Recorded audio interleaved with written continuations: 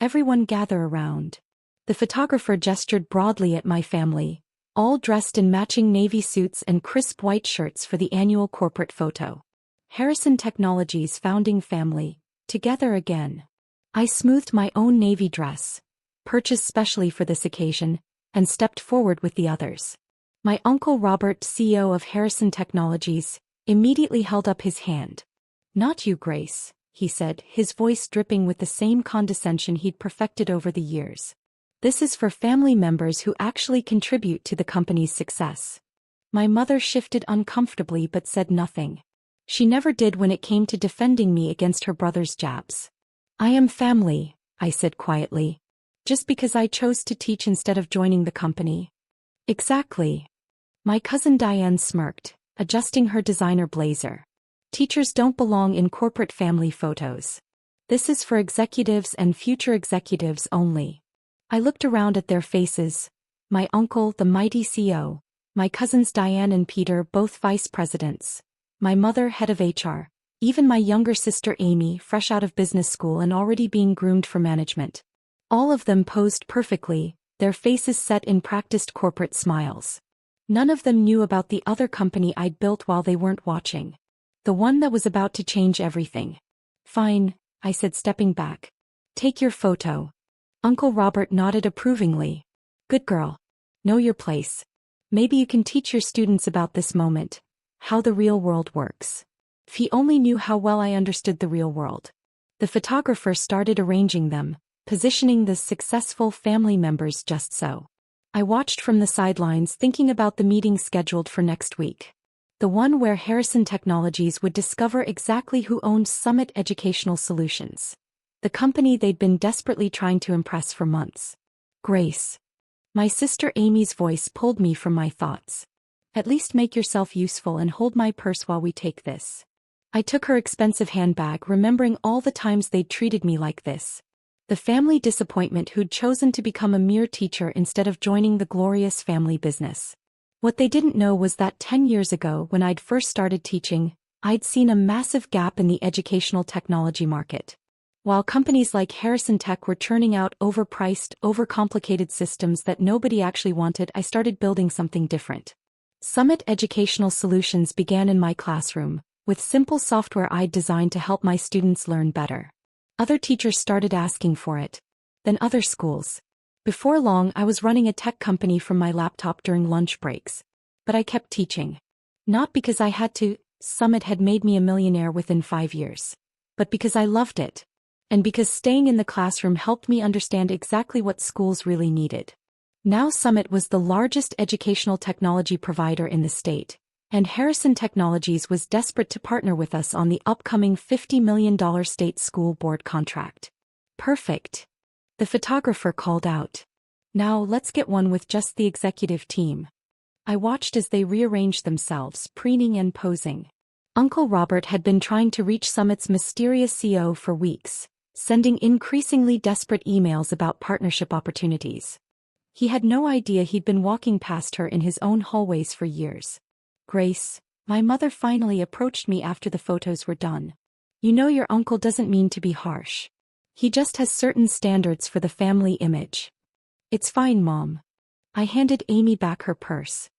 "I understand perfectly what Uncle Robert thinks about teachers." "Well, he's not wrong," Amy said, checking her makeup in her compact mirror. "I mean, what have you really achieved? While we're here making million-dollar deals, you're just teaching kids their ABCs." I bit back a smile, thinking about the Summit board meeting I'd chaired that morning, where we'd discussed our billion-dollar valuation. "You're right, Amy. I'm just a simple teacher." Speaking of million-dollar deals, Uncle Robert boomed, gathering everyone around. "I have exciting news. We're this close to landing the state school board contract. $50 million to modernize every public school's technology infrastructure." Diane clapped excitedly. "That's amazing. When do we sign?" "Well," Uncle Robert's smile faltered slightly, "we still need to get Summit Educational Solutions on board. They're the preferred vendor, but once they see what Harrison Technologies can offer." "Summit?" Peter scoffed. "That company run by some teacher who got lucky with an app? Please. Once they realize they're dealing with real technology executives, They'll fall in line. I checked my watch. The meeting with Summit is next week, right? Tuesday at 10. Uncle Robert frowned. How do you know about that? Oh, teachers hear things, I said vaguely. Especially about education technology contracts. Well, stay out of it, he snapped. This is far beyond your comprehension. This deal requires sophisticated business understanding, not elementary school lesson plans. I picked up my bag, a simple leather tote that probably cost more than their designer briefcases, not that they'd recognize quality without a logo. Of course, Uncle Robert. Far beyond my comprehension. Grace, my mother called after me as I headed for the door. We're having a family dinner Sunday to celebrate the contract. Will you come? I paused. Wouldn't that ruin the successful family image? Don't be dramatic, Uncle Robert said. You can sit at the kids' table with the catering staff. After all, that's more your professional level. 10 years of dismissal. 10 years of mockery. 10 years of being treated like the family failure because I chose teaching over corporate climbing. But in 1 week everything would change. Actually, I said, I have a meeting Sunday evening. About the school board contract. Amy laughed.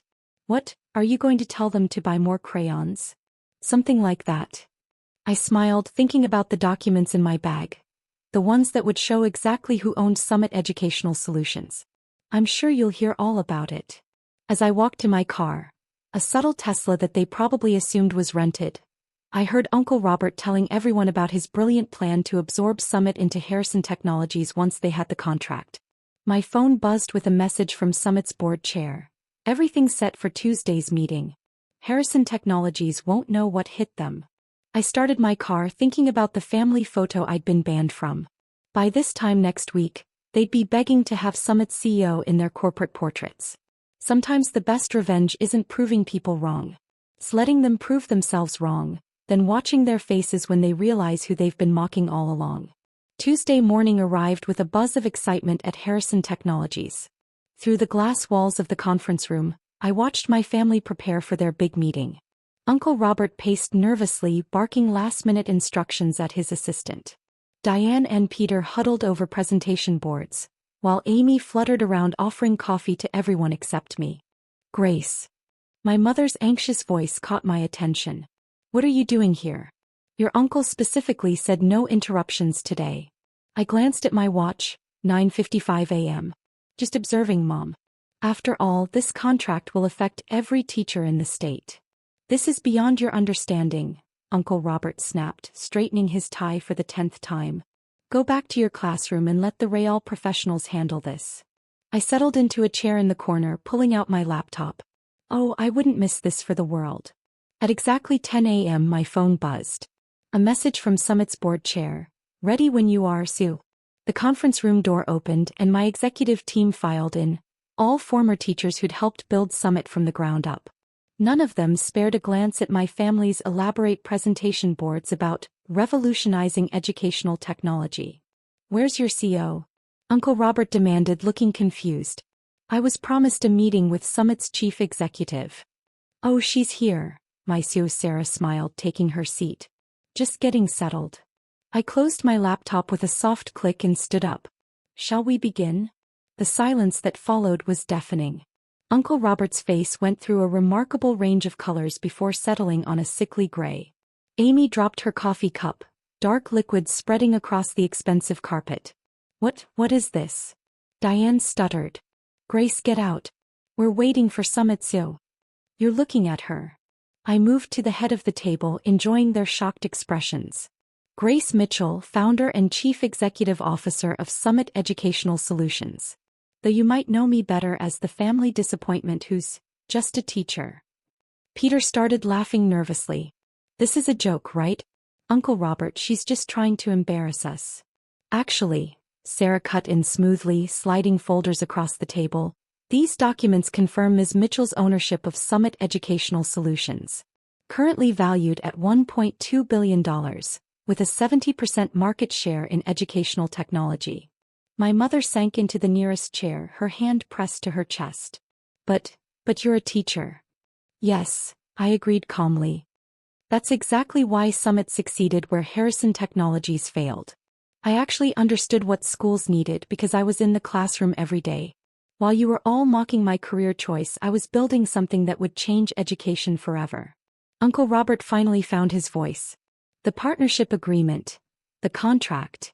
Oh, we're still interested in the state contract, I assured him. Just not as your junior partner. I nodded to Sarah, who distributed another set of documents. These are our terms for acquiring Harrison Technologies' educational division. Acquiring. Amy's voice rose to a squeak. But we're supposed to acquire you. I smiled. Summit's market valuation is 12 times that of Harrison's entire education department. Did you really think you could absorb us? This is ridiculous, Uncle Robert blustered, though his hands trembled as he flipped through the acquisition papers. We're a family company. We don't sell to outsiders. I'm not an outsider, remember? I'm family. Though you made it very clear in last week's photo session where you think I belong. Diane leaned forward, her corporate mask cracking. All these years, while we thought you were just teaching. I was teaching, I corrected her. And building a billion-dollar company.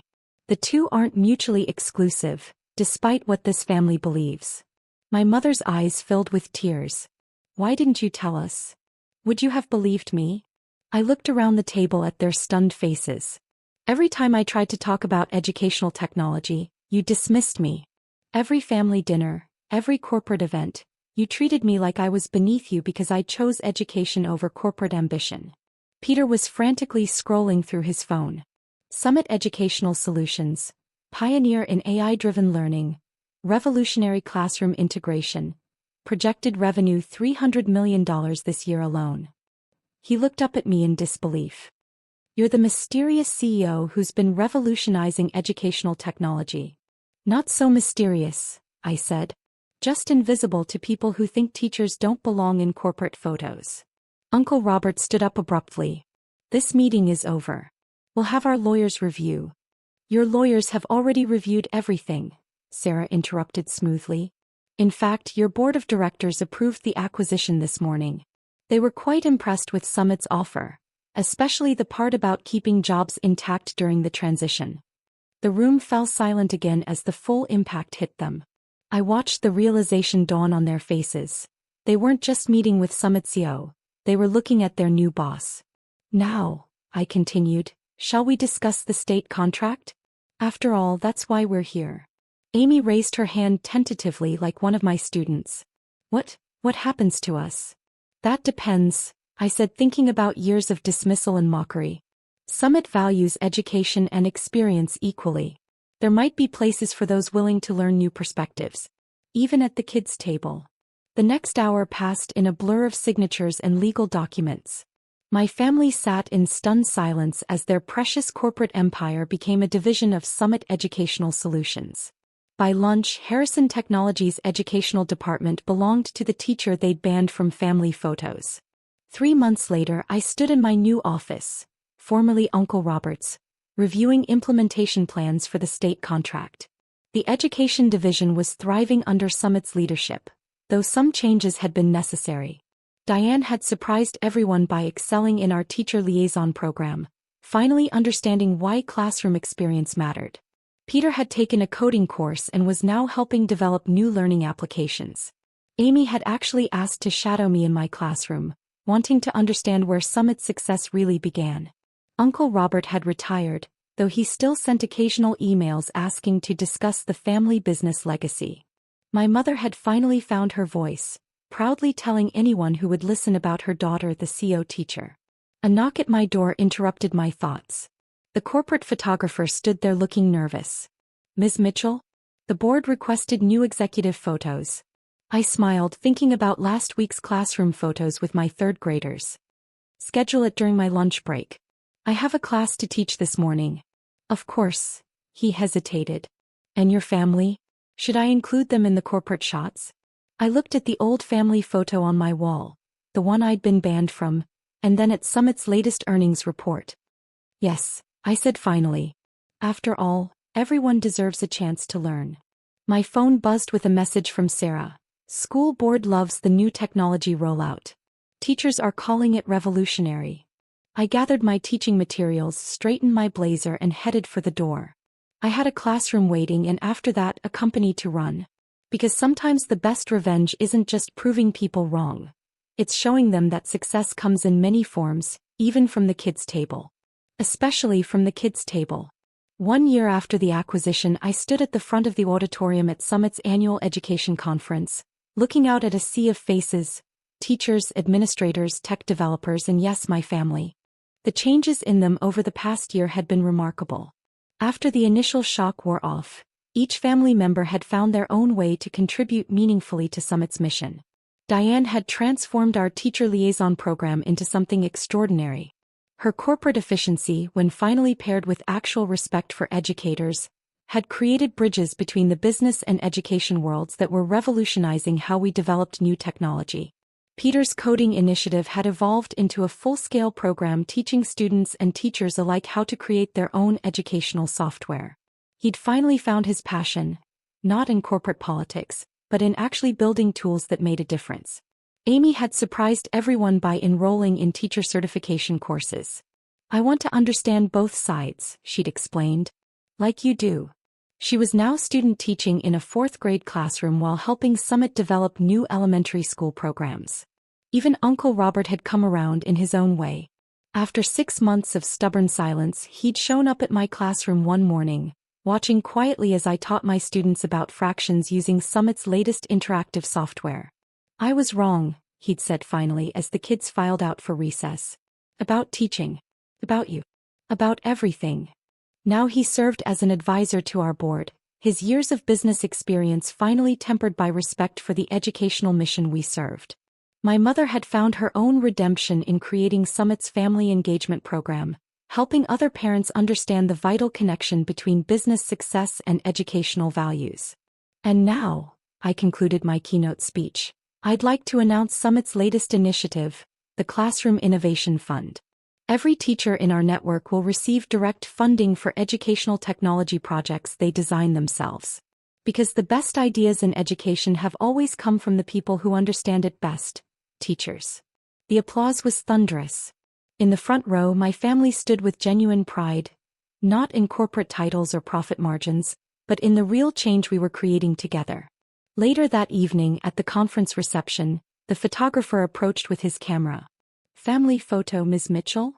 I looked at my family, all of them now wearing Summit's signature blue and gold colors, all of them finally understanding what real success looked like. Everyone in, I called out. Teachers, executives, and all. As we gathered for the photo, I thought about how far we'd come. The family that had once banned me from their corporate photos now proudly stood beside me, understanding finally that true success isn't about titles or boardrooms. Should I sit at the kids' table for this one? I teased Uncle Robert. He shook his head, smiling genuinely for the first time in years. I think you've taught us all where the real power in education lies. The camera flashed, capturing the moment, not just a corporate family photo but a portrait of transformation. Of what happens when business meets education, when profit meets purpose, when family finally learns to value all its members. My phone buzzed with another message from the State Board of Education.